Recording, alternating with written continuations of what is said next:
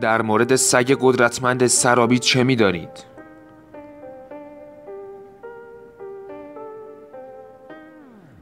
سگ سرابی نژاد سگ‌های ایرانی بزرگجثه از نوع ماستیف است که در کشورهای غربی گاه با نام ماستیف ایرانی یا سگ چوپان ایرانی هم شناخته می‌شود. زادگاه اصلی این نژاد درشت اندام در منطقه آذربایجان شرقی شهرستان سراب است. از این سگ بیشتر به عنوان سگ گله و سگ نگهبان استفاده می شود.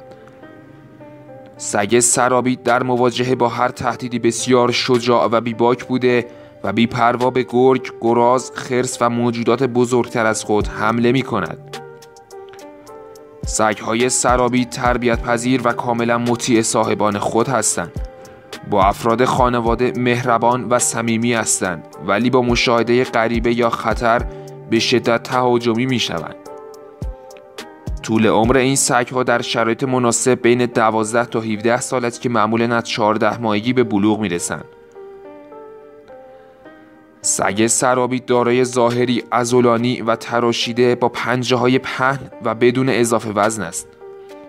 این سگ معمولاً به رنگ زرد یا قرمز و یا سیاه و کرم و سیاه و قهوه‌ای رنگ با پوزه سیاه و گاهی ماسک سیاه بر روی صورت یافت می شود و به دو گونه مو کوتاه و مو بلند تقسیم بندی می شوند.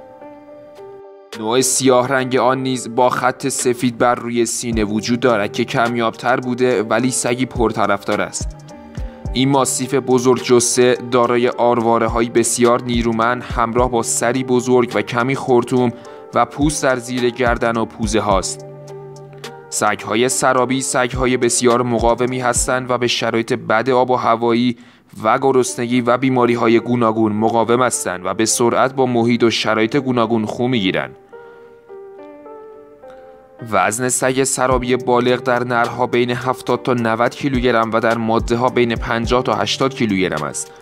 البته در مواردی وزن این سگ تا 100 کیلوگرم نیز می‌رسد. قد سگ سرابی نر بین 75 تا 90 سانتی متر و در ماده‌ها بین 70 تا 85 سانتی متر است.